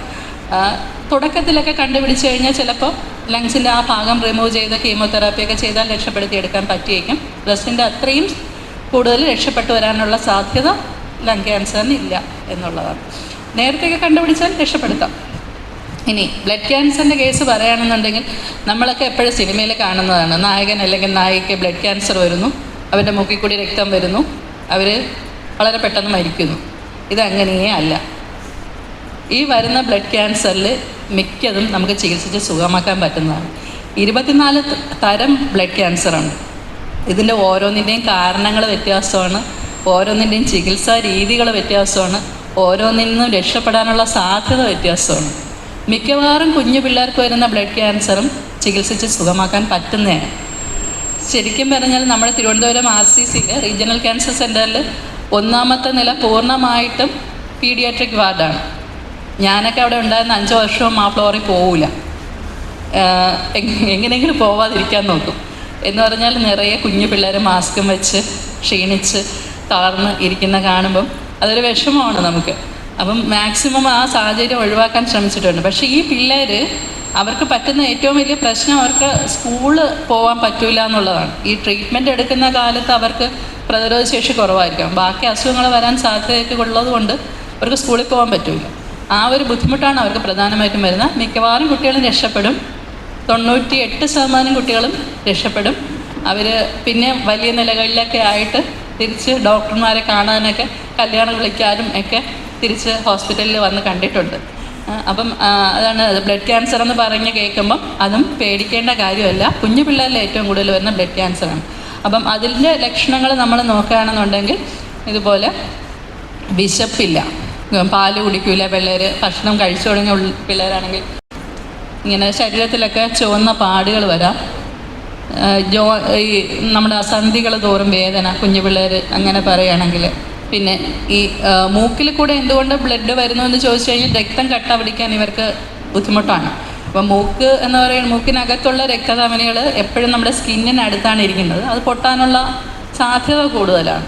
അപ്പം അതങ്ങനെ പൊട്ടിക്കഴിഞ്ഞാൽ അതുവഴി രക്തം ഇങ്ങനെ വന്നുകൊണ്ടിരിക്കും. അപ്പം ഇതൊക്കെയാണ് ഇതിൻ്റെ ലക്ഷണങ്ങൾ. ഓക്കെ. അപ്പം ക്യാൻസറിൻ്റെ സാധ്യത കുറയ്ക്കാൻ നമ്മൾ എന്തൊക്കെ ചെയ്യുക എന്നുള്ളത് ചെയ്യുന്ന എല്ലാവർക്കും ലങ് ക്യാൻസർ വരില്ലല്ലോ എന്ന്. ഞാൻ അവിടെ ഉണ്ടായിരുന്ന സമയത്ത് ഒരു 25 വയസ്സായൊരു പയ്യൻ ലങ് ക്യാൻസറായിട്ട് വന്നപ്പോഴത്തേക്കും നമ്മൾ പറയാണ് പുക വലിക്കുമല്ലേ എന്ന് ചോദിച്ചു. നമ്മൾ 1 or 2 തവണ ഈ അടുത്ത കാലത്താണ് വലിച്ചു തുടങ്ങിയത്, ഒരു രസത്തിന് കൂട്ടുകാരെ കൂടെ. അപ്പം നമ്മൾ പറഞ്ഞാൽ അത് ഒരു പ്രധാന കാരണമാണ് എന്ന് പറഞ്ഞപ്പോഴത്തേക്ക് കൂടെ ഒരു അമ്മാവൻ വന്നിട്ടുണ്ട്. അങ്ങേർക്ക് ഒരു 85 വയസ്സുണ്ടാവും.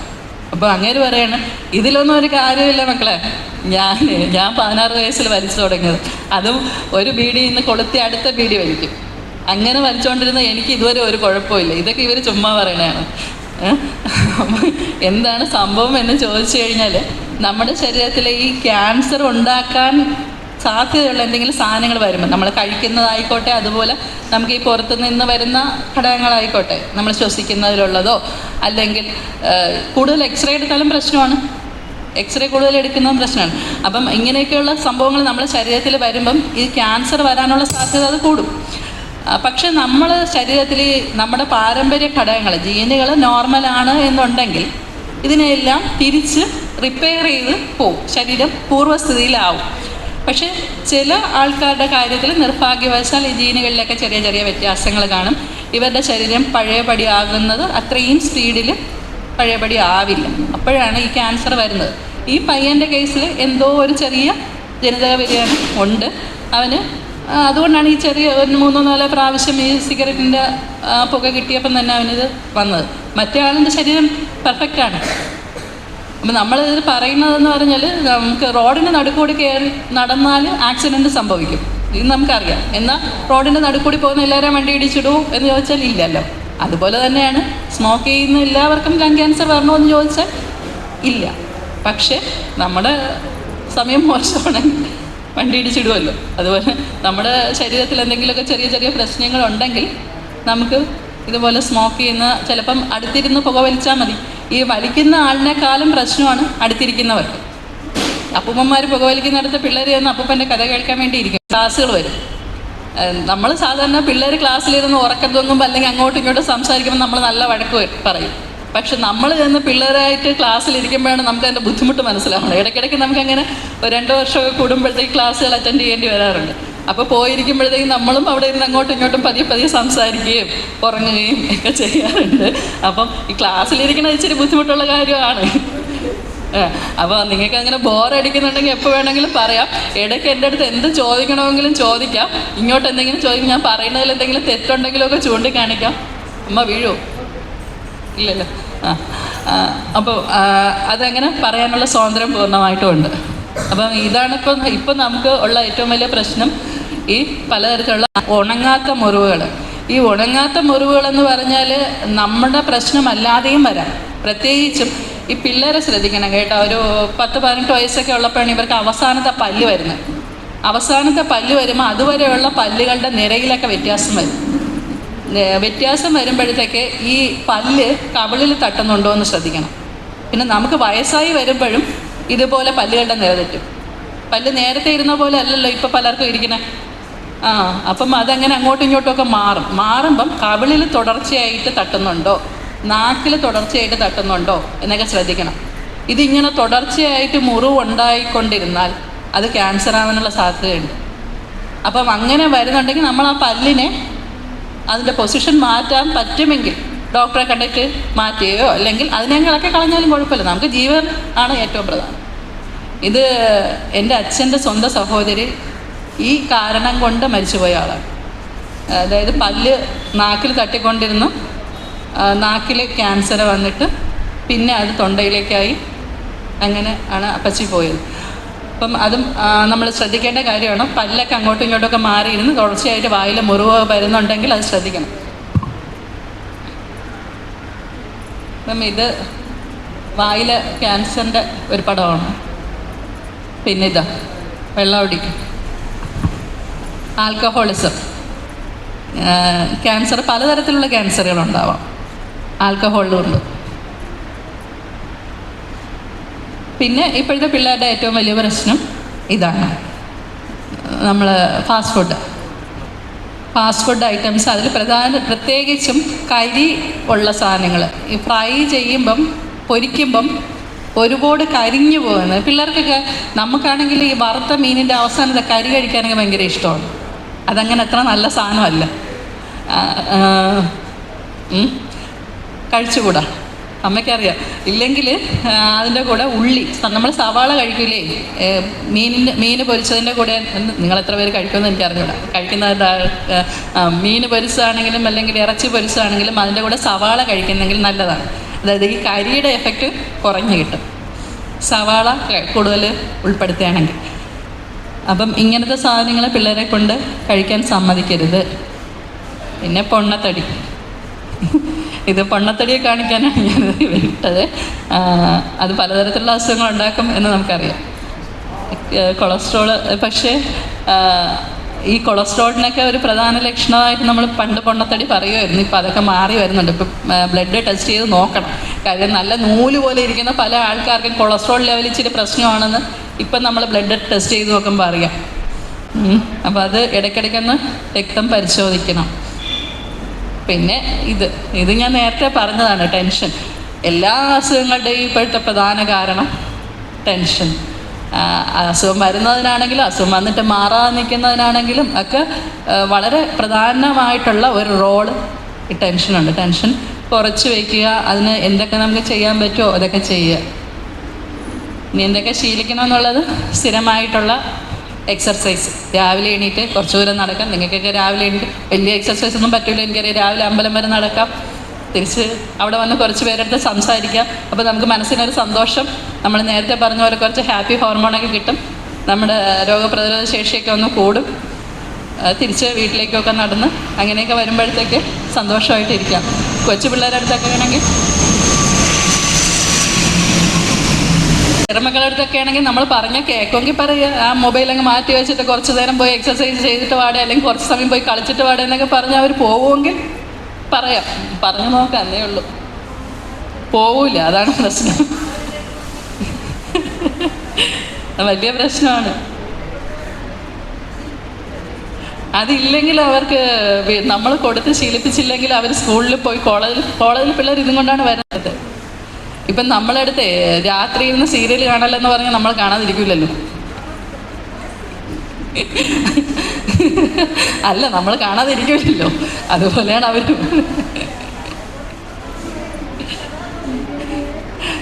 പ്രശ്നമാണ് ചേച്ചി, പ്രശ്നമാണ്. പിള്ളേർ സംസാരിക്കില്ല, ഫുൾ മൊബൈലാണ്. പിള്ളേർ മൊബൈലിലാണ്, അച്ഛനമ്മയും മൊബൈലിലാണ്. ഇവർ ആരടുത്തൊക്കെയോ സംസാരിക്കുന്നു, പരസ്പരം സംസാരിക്കുന്നില്ല. വീട്ടിൽ നടക്കുന്ന കാര്യങ്ങൾ വീട്ടിനകത്തുള്ളവരറിയില്ല, നാട്ടുകാരെ അറിയുള്ളൂ. പോയിട്ട് വലിയ കാര്യമൊന്നുമില്ല. എല്ലാത്തിൻ്റെയും ടേസ്റ്റ് നമുക്കറിയണം. വല്ലപ്പോഴുമൊക്കെ കഴിക്കാം, ഒരു മാസത്തിലൊരിക്കലോ അങ്ങനെയൊക്കെ നമുക്ക് കഴിക്കാം. പക്ഷേ എല്ലാ ദിവസവും ഇങ്ങനെ നമുക്ക് അധികം ഹെൽത്തി അല്ലാത്ത ഭക്ഷണം അത് കുറയ്ക്കും. പിന്നെ ഉണങ്ങാത്ത മുറിവ് എവിടെ വന്നാലും ഇത് നോക്കണം. ശരീരത്തിൻ്റെ ഏത് ഭാഗത്ത് നിന്നാണെങ്കിലും രക്തം അസാധാരണമായിട്ടുള്ള രീതിയിൽ പോവുകയാണെങ്കിൽ ശ്രദ്ധിക്കണം. പിന്നെ എന്തെങ്കിലും മുഴകൾ ശരീരത്തിൻ്റെ ഏതെങ്കിലും ഭാഗത്ത് വരികയാണെങ്കിൽ, അരിമ്പാറ, നമ്മുടെ ശരീരത്തിൽ അരിമ്പാറകളുണ്ടെങ്കിൽ, അരിമ്പാറ അങ്ങനെ തന്നെ ഇരിക്കുകയാണെങ്കിൽ പ്രശ്നമില്ല. പക്ഷേ അതിലെന്തെങ്കിലും വ്യത്യാസം വരികയാണെങ്കിൽ ശ്രദ്ധിക്കണം. അതിൻ്റെ വളരുകയോ അല്ലെങ്കിൽ അതിൽ നിന്ന് രക്തം പോലെ പൊടിഞ്ഞു വരികയോ അങ്ങനെയൊക്കെ ചെയ്യുകയാണെങ്കിൽ ശ്രദ്ധിക്കണം. പിന്നെ നിർത്താതെയുള്ള ചുമ, ശബ്ദത്തിൽ വ്യത്യാസം, നമ്മുടെ തൊണ്ടയിലൊക്കെ ക്യാൻസർ വരണമെങ്കിൽ ശബ്ദത്തിലൊക്കെ വ്യത്യാസം വരാം. അപ്പം അതൊക്കെയാണ് കാര്യങ്ങൾ. ഇനി നല്ല കഥകൾ, ഞാൻ കുറേ നേരം അങ്ങോട്ട് കുറേ കഥ പറഞ്ഞു. ഇനി നിങ്ങൾക്ക് ആർക്കെങ്കിലും ഇങ്ങോട്ട് എന്തെങ്കിലും കഥ പറയാനുണ്ടെങ്കിൽ പറയാം. ചേച്ചി എന്തെങ്കിലും പറയണേ? അനുഭവസ്ഥയാണല്ലോ. അങ്കമാടി ഉണ്ടായിരുന്നു, അപ്പോഴിതിൻ്റെ ക്ലാസ് ഉണ്ടായിരുന്നു. ആ പരിചയം വെച്ച് ഞാൻ തന്നെ കണ്ടുപിടിച്ച് ബ്രസ്റ്റ് റിമൂവ് ചെയ്തു. അങ്ങനെ നസീമ എന്ന് പറയുന്ന ഡോക്ടറുണ്ട് പരുത്തിക്കുഴിയിൽ, അവിടെ കൊണ്ട് കാണിച്ചു. മോള് ഫാർമസിസ്റ്റാണ് മോള്. അപ്പം അവിടെ നിന്ന് RCCയിലേക്ക് കൊണ്ടുവന്ന് ഇവിടെ കൊണ്ടുപോയി 8 ഹീമോയും 25 റേഡിയേഷനും ചെയ്ത് ഇന്നും ചികിത്സയിലാണ്. കുഴപ്പമില്ല. ഇപ്പം മാമോഗ്രാം ചെയ്തുകൊണ്ട് പോയാൽ അവർ ടെസ്റ്റ് ചെയ്യുള്ളൂ, ചെയ്തുകൊണ്ടിരിക്കണുണ്ട്. എൻ്റെ വീട്ടിൽ കടല ഉണ്ടായിരുന്നു. കടല അത് ഞാൻ കണ്ടുപിടിച്ച് വേദന ഉണ്ടായിരുന്നു കടല. അപ്പോൾ ഇവിടെ സായിയിൽ കൊണ്ടുവന്ന് കാണിച്ച് അപ്പം വേദന കുറയാനുള്ള ഗുളിക തന്നു. അത് കഴിഞ്ഞപ്പോഴത്തേക്ക് വേദന കുറഞ്ഞു. അങ്ങനെ വലിയ ഡോക്ടറെ വീട്ടിൽ പോയി കാണിച്ചാൽ പറഞ്ഞ് എക്സ്റേ ഇത് സ്കാൻ ചെയ്യാൻ ബി ബ്ലോക്കിൽ പോയി ഒരു ചെറുതായിട്ടൊരു കീമോ എടുത്ത് ഇപ്പം മാമോഗ്രാം രണ്ടാമത് 4 വർഷമായി. ഇനി 1 വർഷം കൂടെ ഉണ്ട്. എല്ലാ ആൾക്കാരും ഇരിപ്പുണ്ടായിരുന്നു ക്ലാസ് എടുക്കാൻ. ശരിക്കും അനുഭവസ്ഥർ വളരെ കാര്യമായിട്ട് ക്യാൻസറിനെ പ്രതിരോധിച്ച ആൾക്കാർ നമ്മുടെ ഇടയിൽ തന്നെ ഉണ്ട്. അപ്പം നമുക്ക് ഒരുമിച്ച് നമ്മുടെ ഇടയിൽ നമുക്ക് അറിയാമെന്നുള്ള ആൾക്കാർക്ക് ആർക്കെങ്കിലും എന്തെങ്കിലും പ്രശ്നം ഉണ്ടെന്നുണ്ടെങ്കിൽ എത്രയും നേരത്തെ അവർക്കുള്ള ചികിത്സ തുടങ്ങാനും അതിനെ പൂർണ്ണമായും മാറ്റാനും ഉള്ള കാര്യങ്ങൾ ചെയ്യാം. വീട്ടിൽ പോയി അല്ലെങ്കിൽ പരിചയക്കാരുടെ അടുത്ത് കൂട്ടുകാരുടെ അടുത്തൊക്കെ പോയി കാര്യങ്ങളൊക്കെ പറയുക. ചേച്ചി ഒന്നും പേടിക്കണ്ട. കാര്യം എൻ്റെ ഒരു അമ്മൂമ്മയുണ്ട്, അച്ഛൻ്റെ ഒരു മാമി, അവർക്ക് 55 വയസ്സിലാണ് ആദ്യം ബ്രസ്റ്റ് ക്യാൻസർ കണ്ടുപിടിക്കുന്നത്. അപ്പോൾ ഒരു സൈഡിലെ ബ്രസ്റ്റ് അപ്പോഴേ റിമൂവ് ചെയ്തു 55 വയസ്സിൽ. അത് കഴിഞ്ഞ് രണ്ടാമത്തെ സൈഡ് വരുന്നത് 70 വയസ്സ് കഴിഞ്ഞതിന് ശേഷമാണ്. പക്ഷെ അവർ ഒരു പ്രശ്നമില്ല ചേച്ചി, വരില്ല. അമ്മയ്ക്ക് 79 വയസ്സായി, ഒരു പ്രശ്നമില്ല കേട്ടോ. അപ്പം നമുക്ക് ഇതൊന്നും പേടിക്കേണ്ട ഒരു കാര്യമേ ഇല്ല. നമ്മളെ കുറച്ച് സമയം പോവും, നമ്മളെ കുറച്ച് വേദന അനുഭവിക്കേണ്ടി വരും. ഇതൊക്കെയാണ്, അതാണ് ബുദ്ധിമുട്ട്. നമുക്ക് കുറച്ച് നമ്മൾ എത്രയും നേരത്തെ കണ്ടുപിടിച്ച് ചെയ്യുമ്പോഴും ഞാൻ ആദ്യം പറഞ്ഞതിന് പറയുന്നു, എൻ്റെ ജീവിതത്തിൽ ഏറ്റവും നല്ല ദിവസങ്ങളിൽ ഒരു ദിവസം കുറേയധികം നല്ല മനുഷ്യരുടെ കൂടെ കുറച്ച് സമയം ചെലവഴിക്കാൻ പറ്റി. ഒരുപാട് സന്തോഷം. നന്ദി എല്ലാവർക്കും. വളരെ നല്ല രീതിയിൽ തന്നെ നമുക്കൊരു ഈ ബോധവൽക്കരണ ക്ലാസ് നമുക്ക് നടത്തി മനസ്സിലാക്കി തന്നതിന് താങ്ക് യു. നമുക്കെല്ലാവർക്കും നല്ലപോലെ മനസ്സിലായിട്ടുണ്ട് അല്ലേ? നമുക്ക് കുറേ കാര്യങ്ങൾ നമുക്ക് ഇതിൽ നിന്ന് തന്നെ നമുക്ക് ഒരുപാട് കാര്യങ്ങൾ നമുക്ക് മനസ്സിലാക്കാൻ പറ്റുന്നുണ്ട്. മാമിന് എല്ലാവിധ ഐശ്വര്യങ്ങളും ഭാവങ്ങളും നേരുന്നു. അതുപോലെ തന്നെ ഹസ്ബൻഡിന് സായിറാം മാം. പ്രേമാവതാരമായ സായിശ്വരൻ്റെ തൃപ്പാദങ്ങളിൽ സർവ്വം സമർപ്പിക്കുന്നു. ഇന്നിവിടെ വളരെ ഗംഭീരമായി ക്യാൻസറിനെ കുറിച്ച് ഒരു ക്ലാസ്, അവബോധന ക്ലാസ്സാണ് നടന്നത്. അത് ക്ലാസ് കണ്ടക്ട് ചെയ്തത് പ്രൊഫസർ വോൾഗ, അസിസ്റ്റൻറ്റ് പ്രൊഫസറാണ്. വളരെ ഗംഭീരമായി ഞാൻ അവസാനമാണ് കുറച്ച് കേട്ടെങ്കിലും വളരെ ഗംഭീരമായി പ്രസൻറ്റേഷനാണ് നടന്നത്. അപ്പോൾ ആ പ്രസൻറ്റേഷൻ നടത്തിയ ബഹുമാനപ്പെട്ട പ്രൊഫസർ വോൾഗയ്ക്ക് തിരുവനന്തപുരം ഫോർട്ട് സമിതി PS നായർ മണ്ഡലിയുടെ സ്നേഹാദരം നമ്മൾ നൽകുന്നതായിരിക്കും. അതിന് മുമ്പായിട്ട് ഒരു 5 മിനിറ്റ് എല്ലാവരും അവരുടെ പ്ലേസിൽ വന്നിരിക്കണം. ആഘോഷം ലോകമെമ്പാടും ആഘോഷിക്കപ്പെടുകയാണ്. മറ്റൊന്നുമല്ല ഭഗവാൻ പറയുന്നത്, ഭഗവാന്റെ ആപ്തവാക്യം എന്ന് പറയുന്നത് സമസ്ത ലോക സുഖിനോ ഭവന്തു എന്നുള്ളതാണ്. ലോകത്തെ സർവ ചരാചരങ്ങളും പ്രത്യേകിച്ച് മനുഷ്യർ എല്ലാവരും സുഖമായി ജീവിക്കട്ടെ എന്നുള്ളതാണ് ഭഗവാന്റെ സന്ദേശം. നമ്മൾ ആദ്യം മനസ്സിലാക്കുക, ഒരു സായി ഡിവോട്ടി അല്ലെങ്കിൽ ഒരു സാധാരണ പൗരൻ എന്ന നിലയ്ക്ക് സ്വാമിയുടെ സന്ദേശം ഇതാണ്: സമസ്ത ലോക സുഖിനോ ഭവന്തു. ലോകത്തെ എല്ലാ മനുഷ്യരും സുഖമായി കഴിയട്ടെ. അപ്പോൾ നമ്മൾ സുഖമായി കഴിയാൻ പ്രധാനപ്പെട്ട ഒരു വിലങ്ങ് തടിയാണ് നമ്മളിവിടെ പ്രസൻറ്റ് ചെയ്തത്. ക്യാൻസർ, ഹാർട്ട് അറ്റാക്ക്, ഇപ്പോൾ കിഡ്നി തുടങ്ങി കരളിൻ്റെ അസുഖങ്ങൾ തുടങ്ങി സുഖം അല്ലാത്ത കാര്യങ്ങൾ ആണ് നമുക്ക് വന്നുകൊണ്ടിരിക്കുന്നത്. അതെങ്ങനെ വരുന്നു, എന്തുകൊണ്ട് വരുന്നു, നമുക്കിത് എങ്ങനെ നിയന്ത്രിക്കാൻ കഴിയും എന്നുള്ളതിനെക്കുറിച്ചുള്ള അവബോധമാണ് ഇവിടെ നടന്നത്. നമുക്കറിയാം, ഇന്ന് നമുക്ക് ചുറ്റുപാടും നമ്മുടെ മനുഷ്യ മനസ്സുകൾ തന്നെ മലിനീകരിക്കപ്പെട്ടുകൊണ്ടിരിക്കുകയാണ്. ദേഷ്യം, കാമം, ക്രോധം, ലോഭം, മതം, മാത്സര്യം, ഇവ നമ്മളെ മനുഷ്യ മനസ്സുകളെ കീഴടക്കി കഴിയും. എല്ലാ ജീവജാലങ്ങളുടെയും അടിസ്ഥാനപരമായ ആഗ്രഹം സുഖമായി കഴിയുക എന്നുള്ളത് തന്നെയാണ്. എല്ലാ ജീവജാലങ്ങൾക്കും വിശപ്പ് നമുക്കറിയാം ഒരു അസുഖകരമായ അവസ്ഥയാണ്. അപ്പോൾ നമ്മൾ വിശന്നാലുടൻ ആഹാരം കഴിക്കും, അപ്പോൾ സുഖമായി. അത് കഴിഞ്ഞാൽ മനസ്സ് പല കാര്യങ്ങൾ തേടും. സുഖത്തിന് വേണ്ടി തേടുന്നതാണ് ഈ പ്രശ്നങ്ങളെല്ലാം ഉണ്ടാക്കുന്നത്. യഥാർത്ഥ സുഖം എന്താണ് എന്ന് ഭഗവാൻ പറഞ്ഞു തരുന്നു. നമുക്കറിയാം, പെട്ടെന്നുള്ള സുഖം കിട്ടാനാണ് മനുഷ്യൻ പല കുറുക്ക് വഴികളും കണ്ടുപിടിക്കുന്നത്. ആ കുറുക്ക് വഴികൾ കണ്ടുപിടിക്കപ്പെട്ടതിൻ്റെ ഭാഗമായിട്ടാണ് ഇത്തരം അസുഖങ്ങളെല്ലാം കടന്നു വരുന്നത്. അപ്പോൾ അതുകൊണ്ട് ഭഗവാൻ പറയുന്നു, നിൻ്റെ മനസ്സും ശരീരവും പ്രവൃത്തിയും ശുദ്ധമാക്കി വച്ചിരിക്കുക. അപ്പോൾ ശുദ്ധി ഇരുന്നാൽ അസുഖങ്ങളൊന്നും വരില്ല. അശുദ്ധമാകുന്ന മനസ്സിലും ശരീരത്തിലുമാണ് അസുഖങ്ങൾക്ക് കാരണം എന്നുള്ളത് കൊണ്ട് തന്നെ മനസ്സും ശരീരവും പ്രവൃത്തിയും ശുദ്ധമാക്കി വയ്ക്കുക. എന്താണ് ശുദ്ധി കൊണ്ട് ഉദ്ദേശിക്കുന്നത് നമുക്കറിയാം. ഇപ്പോൾ ഒരു ചെറിയ എക്സാമ്പിൾ പറഞ്ഞാൽ, ഒരു ഗൃഹനാഥൻ, വീട്ടിൽ അധ്വാനിക്കുന്ന ഒരു ഗൃഹനാഥനെ സംബന്ധിച്ചിടത്തോളം അദ്ദേഹത്തിൻ്റെ മനസ്സാണ് ഇതിൻ്റെ എല്ലാം പ്രോഡക്റ്റ്. മനസ്സിൽ സന്തോഷം കിട്ടണമെങ്കിൽ 2 വഴിയുണ്ട്. ഒരു ഷോർട്ട് കട്ടുണ്ട്, വളഞ്ഞ വഴിയുണ്ട്, നേരായ വഴിയുണ്ട്. ഷോർട്ട് കട്ട് എന്താണ്? ജോലിക്കൊന്നും പോവാതെ വീട്ടിൽ മടി പിടിച്ച് കിടക്കുക, എന്തെങ്കിലും കുറച്ച് മദ്യമോ സിഗരറ്റോ ലഹരിയോ കഞ്ചാവോ എന്തെങ്കിലും കിട്ടിയാൽ അടിക്കുക. അപ്പോൾ ഒരു വല്ലാത്ത സുഖം തോന്നും. ഇത് പറ്റിപ്പാണ്. ഇതിൻ്റെ പേരാണ് മായ, അജ്ഞത, അറിവില്ലായ്മ. ഇത് ഈ തരത്തിൽ പണിക്ക് പോവാതെ ആലസ്യം പൂണ്ട് കഞ്ചാവിനും മദ്യത്തിനും അടിപ്പെട്ട് ലോകത്ത് ഒരാൾ രക്ഷപ്പെട്ട ചരിത്രം ഇവിടെ ഇരിക്കുന്ന ആർക്കെങ്കിലും പറയാമോ? ഇല്ല. പിന്നെ എന്തിനാണ് നമ്മൾ ഈ തെറ്റായതിൻ്റെ പുറകെ എന്ന് ചോദിച്ചാൽ ഇതാണ് മായ. യഥാർത്ഥ സുഖം എവിടെയിരിക്കുന്നു? ഭഗവാൻ പറയുന്നു, ഈ ഗ്രഹനാഥൻ ഇങ്ങനെ ചെയ്യുന്ന ഒരു ഗ്രഹനാഥന് അവൻ്റെ താൽക്കാലികമായിട്ടായത് മനസ്സുഖം കിട്ടുമായിരിക്കും. പക്ഷേ കുടുംബത്തിൽ ഛിദ്രമുണ്ടാകും, ഭാര്യയ്ക്ക് അസുഖം, സന്തുഷ്ടിയില്ല, കുട്ടികൾ പറഞ്ഞാൽ കേൾക്കില്ല, അവർ തോന്നിയ വഴിക്ക് പോകും. മറിച്ച് രാവിലെ എണീറ്റ് പോയി കൃത്യമായി അധ്വാനിച്ച് വൈകുന്നേരം തിരിച്ചു വരികയും വീട്ടിലെ ആവശ്യങ്ങളൊക്കെ നോക്കി കുട്ടികൾക്ക് വേണ്ട കാര്യങ്ങൾ കൊടുക്കുക, ഭാര്യയെ സംരക്ഷിക്കുക. അപ്പോൾ എന്തു പറ്റും? ഭാര്യയും കുട്ടികളും ഒരുമിച്ചിരുന്ന് രാത്രി അത്താഴം കഴിക്കുന്നത് കണ്ടുകൊണ്ട് കിടക്കുന്ന ഒരാളുടെ മനസ്ഥിതിയും ഇത്തരത്തിൽ രാവിലെ പണിക്കൊന്നും പോവാതെ എവിടെയെങ്കിലും ചെന്നിട്ട് പരദൂഷണവും പറഞ്ഞ് ഓസിൽ കുറച്ച് കഞ്ചാവോ മദ്യമോ കുറച്ച് സിഗരറ്റോ ഒക്കെ വലിച്ച് തിരിച്ചു വരുന്ന ഒരു വ്യക്തിയും തമ്മിലുള്ള വ്യത്യാസം നമ്മൾ പഠിക്കുക. വേറെ ഒന്നും നമ്മൾ ഇതിനെക്കുറിച്ച് കൂടുതലൊന്നും മനസ്സിലാക്കേണ്ട കാര്യമില്ല. അപ്പോൾ ആദ്യം കുറച്ച് അധ്വാനിക്കണം. അപ്പോൾ ഈ അധ്വാനിച്ചാലേ ശരീരത്തിനും ഈ പറഞ്ഞ അവയവങ്ങൾക്കെല്ലാം അതിൻ്റേതായ ജോലി കൃത്യമായും ചെയ്യണമെങ്കിൽ അധ്വാനം വേണം. ഇപ്പം നമ്മളെന്താണ്, മനസ്സിന് സുഖം വേണം. അത് എങ്ങനെ ശരിയായ സുഖം കിട്ടണം എന്നുള്ളതാണ് നമ്മൾ ചിന്തിക്കേണ്ടത്. നമുക്ക് പൈസ വേണം, അതിന് വായു പൊല്യൂഷനായി, കഴിക്കുന്ന ആഹാരം പൊല്യൂട്ടഡായി, ചിന്തകൾ പൊല്യൂട്ടഡായി, പിന്നെ എന്താ വേണ്ടാത്ത പറഞ്ഞ പോലെ ഒരുപാട് കാര്യങ്ങൾ പറഞ്ഞു. കുട്ടികളെല്ലാം ഓരോ പ്രായമുണ്ട്.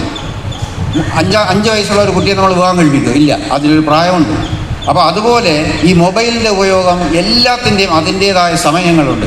ആ സമയം നമ്മൾ കുട്ടികളെ അത്തരത്തിൽ നിയന്ത്രിക്കാനും അവരെ സ്നേഹത്തോടെ സമീപിക്കാനും നമ്മൾ പറയുന്ന കാര്യങ്ങൾ ചെയ്യിപ്പിക്കാനുള്ള മിടുക്കുണ്ട്. അല്ലാതെ അവർ വഴിവിട്ട് പോയിട്ട് നമുക്കറിയാം, മക്കളെ ഇന്ന വഴി പോകരുത്, ആ വഴിയിലൊരു ലാസ്റ്റിലൊരു മുതല കിടപ്പുണ്ട്, അല്ലെങ്കിൽ അവിടെ ഒരു പട്ടിയുണ്ട്, അത് പോയാൽ പിടിക്കും എന്ന് പറഞ്ഞാൽ കേൾക്കാതെ പോയാൽ പിടിക്കുമ്പോൾ കിടന്ന് വിളിച്ചിട്ട് കാര്യമില്ല, പിടിച്ചു പോയി മുതലേരെ വായിക്കാത്താണെങ്കിൽ പിന്നെ രക്ഷയില്ല എന്ന് പറഞ്ഞ പോലെ നമുക്ക് ചുറ്റും നമ്മളെ കുട്ടികളെ വളരെ തള്ളക്കോഴി കുഞ്ഞുങ്ങളെ നോക്കുമ്പോൾ ചുറ്റും കാക്കയും കഴുകന്മാരും ഒക്കെ ഉണ്ട്.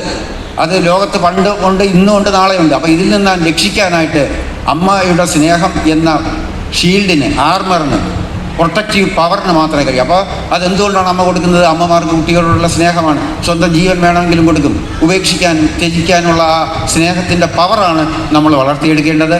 ഇന്നത്തെ കാലഘട്ടത്തിൽ അത് കുറഞ്ഞു വരികയാണ്. ഭഗവാൻ അതുകൊണ്ടാണ് സ്നേഹ അവതാരം എന്ന് പറയുന്നത്.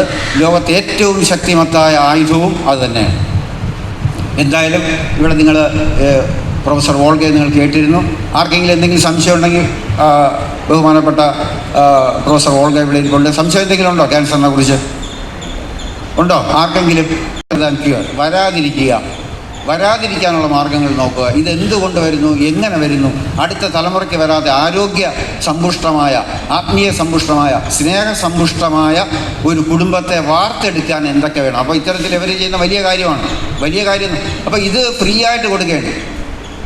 ഇത് ഒരു 5000 രൂപ ടിക്കറ്റ് വെച്ച് ഇന്നിവിടെ വലിയ 2 ബാനറും 2 എന്താ പറയുക, ഈ ഫേമസ് നെയിമും ഫെയിമും ഉള്ള സെലിബ്രിറ്റീസിനെ കൊണ്ടുവന്ന് ചെയ്തിരുന്നെങ്കിൽ ഒരു 10000 രൂപ ടിക്കറ്റും വയ്ക്കാം, വാങ്ങിക്കാൻ ആളും കാണും, ഇഷ്ടം പോലെ ആളും വരും, തള്ളാൻ. ഇത് ഇത്രയും നല്ല സാധനം ഫ്രീ ആയിട്ട് കൊടുക്കുമ്പം ആർക്കും അതിൻ്റെ മഹത്വം അറിയില്ല. അതങ്ങനെയാണ്. നമ്മുടെ കണ്ണിന് കാഴ്ചയുള്ളപ്പോൾ കണ്ണിൻ്റെ വിലയെക്കുറിച്ച് ആരും ചിന്തിക്കാറില്ല. കണ്ണിൻ്റെ കാഴ്ച നഷ്ടപ്പെടുമ്പോഴാണ് നമ്മൾ കണ്ണിൻ്റെ വില അറിയുന്നത്. അതുപോലെ എല്ലാം ജീവിച്ചിരിക്കുമ്പോൾ ജീവൻ്റെ വില അറിയില്ല. ലാസ്റ്റ് മൊമെൻറ്റിലാണ് നമുക്ക് പിന്നെ ഒന്നും ചെയ്യാൻ കഴിയില്ല എന്ന് പറഞ്ഞ പോലെ നമ്മൾ പ്രസൻറ്റിൽ ഈ കാലഘട്ടത്തിൽ ജീവിക്കുമ്പോൾ എങ്ങനെ ജീവിക്കണം, സന്തോഷത്തോടെയും നമുക്ക് എന്തെങ്കിലും ഉണ്ടെങ്കിലേ കൊടുക്കാൻ പറ്റൂ. നമ്മളെ മനസ്സിൽ സന്തോഷവും സ്നേഹവും സഹകരണവും ഒക്കെ ഉണ്ടെങ്കിൽ നമുക്കത് മറ്റുള്ളവർക്ക് കൊടുക്കാൻ കഴിയും. അപ്പോൾ അതാദ്യം നമ്മൾ സ്വയം ഉണ്ടാക്കിയെടുക്കുക. അപ്പോൾ തനിയെ മറ്റ് ഈ അസുഖങ്ങളെല്ലാം മാറും. നമുക്ക് സെൽഫ് കോൺഫിഡൻസ് വരും, സ്പിരിച്വൽ ആധ്യാത്മികത കൂടും. അല്ലാതെ ആധ്യാത്മികത എന്ന് പറഞ്ഞാൽ ഇത് തന്നെയാണ്, വേറെ ഒന്നുമല്ല. അപ്പോൾ ശ്രദ്ധിക്കുക, നമ്മൾ സെൽഫ് കോൺഫിഡൻസ് ആവുക. ഈ അസുഖങ്ങളിൽ നിന്നും നമ്മളെയും കുടുംബത്തെയും സമൂഹത്തെയും രക്ഷിക്കാനുള്ള നടപടികൾ നമുക്ക് എന്തൊക്കെ ചെയ്യാൻ പറ്റും ചെയ്യുക. ഇത്തരം പ്രഭാഷണങ്ങളും പ്രബോധനങ്ങളും അതിന് ഉപകരിക്കുമെന്ന് ഞാൻ വിശ്വസിക്കുന്നു. അവർ എന്തായാലും ഈ തിരക്ക് പിടിച്ച ഒരാൾ ഈ പറഞ്ഞ ആ വ്യക്തിത്വം ഈ തിരക്കിനിടയിൽ ഇവിടെ വന്ന് നമ്മുടെ സ്വാമി പറയുന്ന ഒരു കാര്യം കൂടെ പറഞ്ഞു നിർത്താം. ഒരു സ്റ്റാർ ഫിഷിൻ്റെ കഥയാണ് പറയുന്നത്. ഒരു മുല്ല കഥയാണ്. കടൽ തീരത്തൂടെ പോയപ്പോൾ വേലിയിറക്ക സമയത്ത്, വേലി കയറുന്ന സമയത്ത് സ്റ്റാർ ഫിഷുകൾ വന്നു കൂട്ടത്തോടെ. അവർക്ക് നീന്താൻ അറിയില്ല, തീരത്തടി തിരിച്ചു പോകാൻ അറിയാത്തതുകൊണ്ട് കൂട്ടത്തോടെ അവിടെ മരിച്ചു.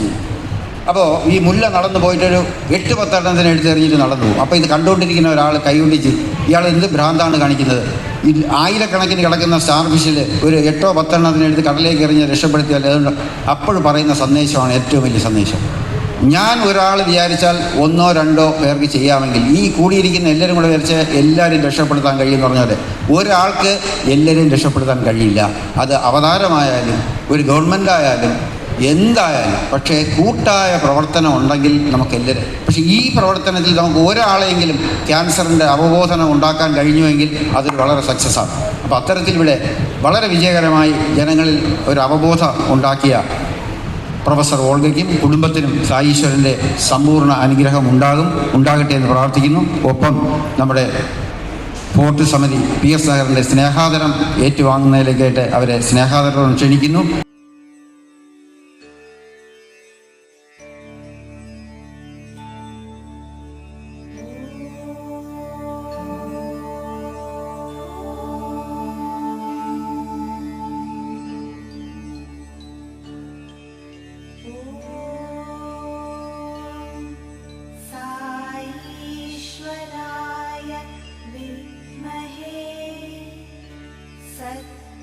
सत्यदेवाय धीमहि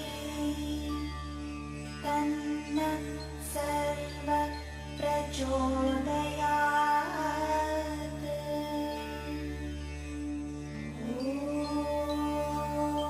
ॐ साईश्वराय विद्महे सत्यदेवाय